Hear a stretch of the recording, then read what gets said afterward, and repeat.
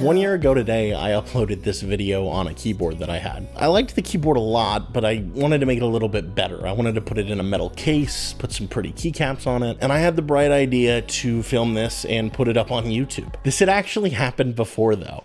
Pretty sure it's the first video on this channel, but a few years ago, I had a keyboard that I liked and I wanted to build and make it better, and so I did. And more or less, since 2015, 2016, on a couple different channels, I have been making YouTube videos. Most of the ones from the 2010s were gaming videos, and they were pretty bad, and the ones that weren't gaming videos were even worse. But nonetheless, I've been making them.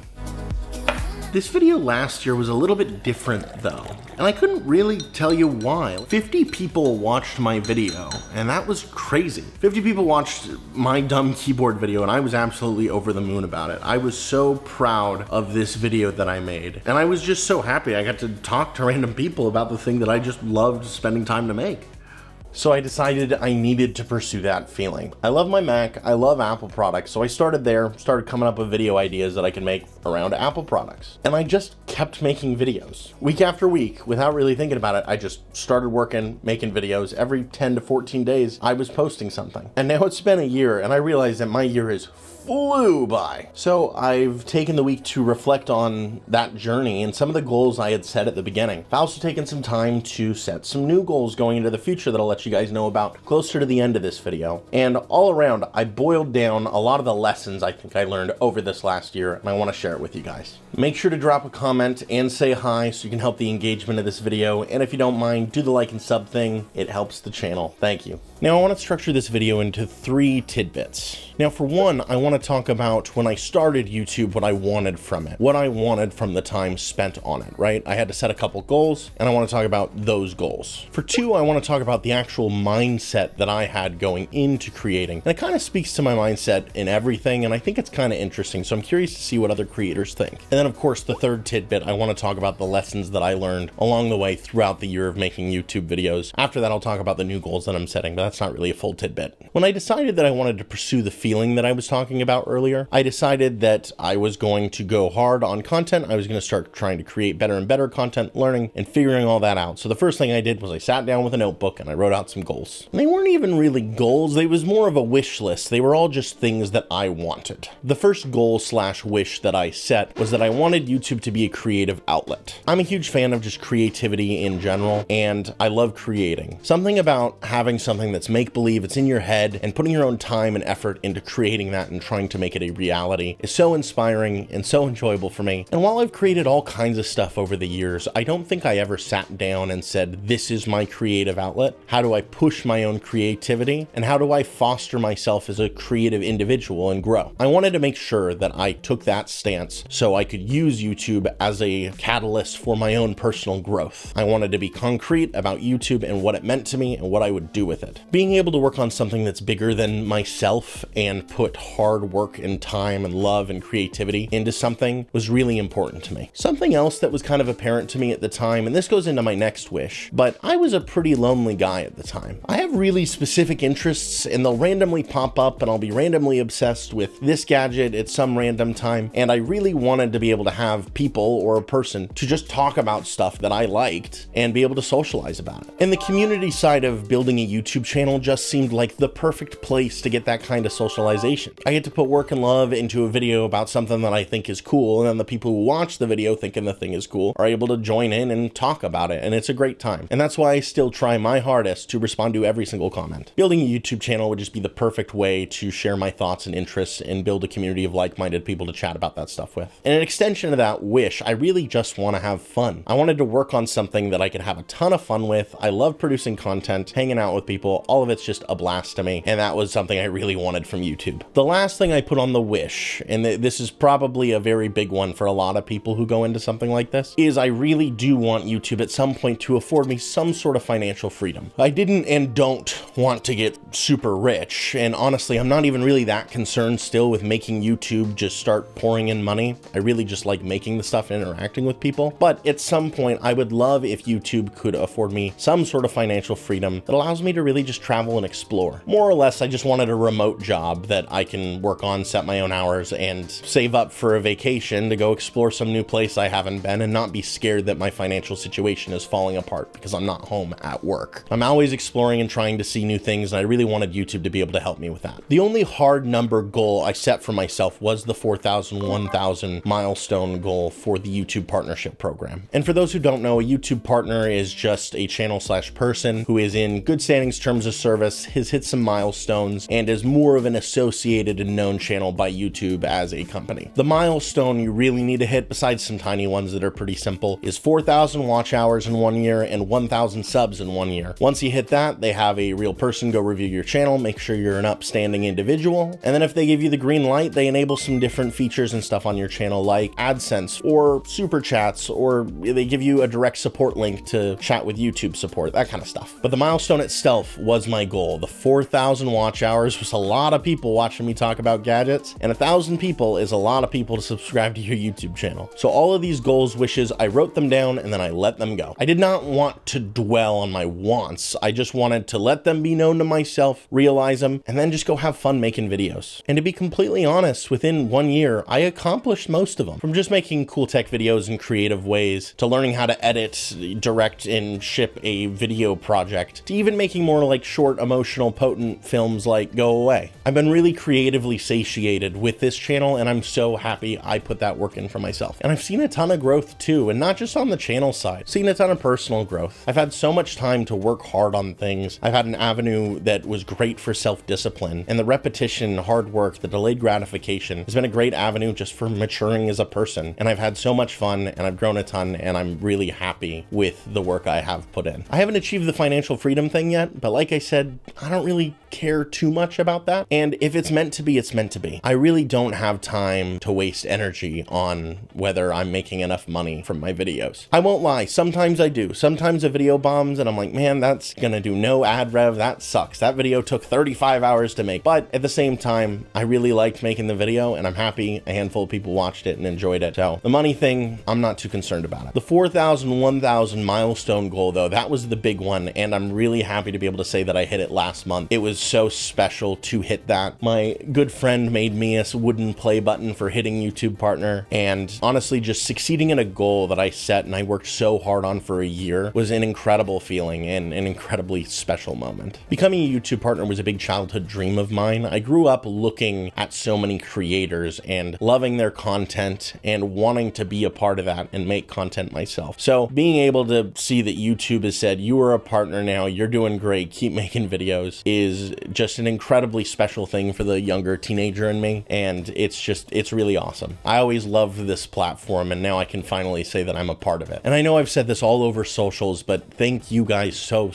much for helping me achieve that dream. Your support means more than you could ever imagine, and honestly, everything just related to any of this stuff means more to me than you could ever think, and it is so special to me, so thank you. I love being able to open up comments and chat with you guys and help troubleshoot tech issues or talk about cool gadgets and stuff, and it's awesome. I love getting up, being able to do this kind of thing, so thank you again, thank you. Tid Bit 2, mindset. Mindset is an incredibly important thing when setting out to do something like this, and especially if you've got goals and wishes on the line, making sure you have the right mindset going in is an incredibly important part of accomplishing anything. Because we all know eventually burnout sets in, and you've got to be able to combat that, and the mindset is a big part of that. And I will talk about burnout in another video. I'd love to do a video on burnout as a content creator because I do think it is really interesting. I'll upload that in a few weeks. Subscribe if you want to see it. This is just me as a person, but I always try and come up with the most logical mindset because that helps me think that I am doing the smartest thing at any given time when I'm pursuing something. With the goal of growth on YouTube, I set a very simple mindset, and it basically boiled down to some simple facts and how those facts would help me grow. YouTube is a company, and that company is owned by Google. Google is owned by Alphabet, and Alphabet wants to make money. YouTube belongs to them, and its purpose is to generate money. And the way that YouTube makes money is by dishing out user-generated content to potential viewers and using algorithmically stringed together videos to make sure that that viewer stays on the platform watching as much YouTube content as YouTube can get them to do. So the most logical thing I could do as a creator who wants to grow is make videos that will make YouTube money, that will make Alphabet money. And in turn, my channel will have grown. Basically, just make a YouTube video that has good retention, is interesting looking enough to click on, has a good title and algorithmically will help YouTube keep users on the platform. I really enjoy the analytics side of YouTube, and I really enjoy just big business in general. I like business economics, which I know might be kind of weird, but I do. And being able to set that baseline so I can understand what my role is in the mix of the entire platform as a whole is really helpful. Whenever I get to a block and I don't know what to do, I don't know what to edit, I don't know what to add, I can always start at the baseline. What will make YouTube money? Because if I can do that, if I can answer that question every single time, then that video will do better on YouTube. I feel like a lot of small creators get started on YouTube and they have this vision of being popular and people liking them and people just liking what they made because they made it. But I think it's really important to understand that as YouTubers, yes, we are creatives, we have room to do whatever we want and express and do all this kind of stuff. But at the end of the day, as creators who are making a living, generally that has to start with making YouTube money, because YouTube would not pay us if we did not make them money. By boiling the process of YouTube videos down to this kind of syrupy science, I was able to honestly relieve a lot of the stress I had of tackling this and worrying about whether those goals were actually even achievable. Because when you really look into it, Google is a massive corporation and they run things by the book. They run things consistently. And so if YouTube videos that make Google money will consistently do more views and grow channels, then it is no longer random or purely luck if a channel grows or succeeds. It is just the process. I will admit that this mindset has creative ramifications, and I've had to grapple with that. Sometimes I get in my own way when I'm making a thumbnail or trying to create a script. I keep thinking, what is the most logical way to do this? What is the most logical way to do this? When I really should just be saying, what do I want to do? And I've gotten a lot better at doing that. For me, like I said earlier, just how I compartmentalize my brain, it's a lot easier for me to say, what is the most logical thing to do here? We're going to do that. But I think it's really important, especially with YouTube and the fact that I set a goal that I wanted it to be a creative outlet, that I don't let that part of me take over. And I make sure that I am always still creating things I want to create, which I am. I've gotten really good at making sure that this is just the baseline mindset and everything on top of that is my own creative vision and expression. And sometimes I just completely ignore that mindset altogether. And I plan on continuing to make sure that every once in a while I completely eliminate that baseline mindset, because I think it's important sometimes to just throw something at the wall that's weird and completely you, and I get a lot of satisfaction from that. But I think this mindset has been serving me really well, and I'm curious to other small creators, what is your base mindset as far as creating videos for growth? How do you guys go about that? Comment your thoughts below. I'd love to chat about it.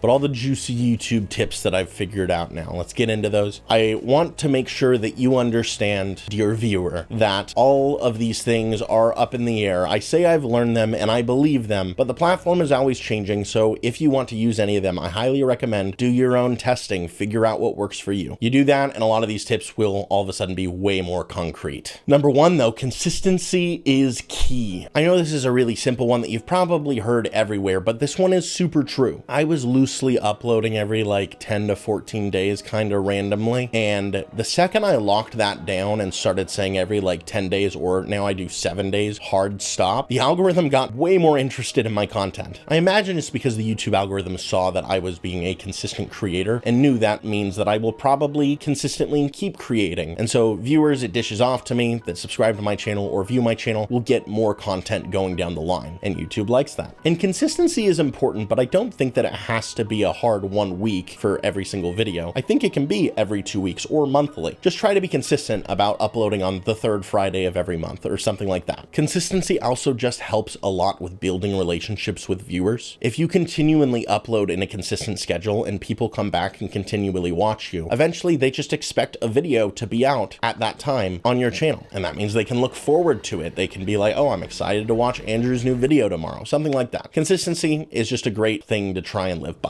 The next lesson I learned was what analytics specifically were the most important. Every single time I uploaded, I would keep a pretty active view on my stats through the YouTube Studio app for a handful of days afterwards. What I specifically started realizing was that YouTube would give you more impressions if your CTR, your click-through rate, meaning that people seeing your impressions are clicking, was pretty good and high, and your watch hours being high. Specifically your retention, so people clicking on the video and watching it for longer amounts of time. That was driving driving further impressions. And with that, I also realized that videos that were 7 minutes or longer were doing better and getting more impressions than videos that were shorter. I have some random theories about this that I'm not super concrete on, but what I can say is the moment I realized this, I opened an incognito window, went to the YouTube homepage, searched a random thing, went back to the homepage, and all of the videos I saw were 7 minutes or longer. It wasn't recommending me anything shorter. You see, when I started making videos, I thought that the YouTube algorithm was this all-seeing entity that would just dish out my videos and give me views because it wanted people to view my stuff so they would stay on YouTube and make YouTube money. What I learned a few videos in, though, is that the YouTube algorithm does not care to get you any views whatsoever. It gives you impressions. The YouTube algorithm puts your videos in front of people, but it doesn't force them to view your video or click. The user behavior once a viewer is presented with your video is what dictates whether the algorithm will give you more impressions or not. So your video packaging is the most important. You getting views is 100% on you. The only hard fact to the algorithm that I can say, and I can only say this because a YouTube software engineer has come out and said this live, is that people who have previously watched any of your videos will be recommended your new video when you upload on their browse page. So at the baseline, I should know that people will have the option to watch my video if they have seen my videos before. And this is where the video packaging comes in. Thumbnails and titles are so important. You could have the best video in human history. It could be the most incredible thing that mankind has ever seen, and nobody will watch it if it doesn't have a compelling title or thumbnail. Because if it doesn't seem interesting, nobody's gonna click on it. For instance, I did a video on this standing desk a couple months back. It did about 300 views and underperformed pretty much everything I had been uploading lately. And this was that thumbnail.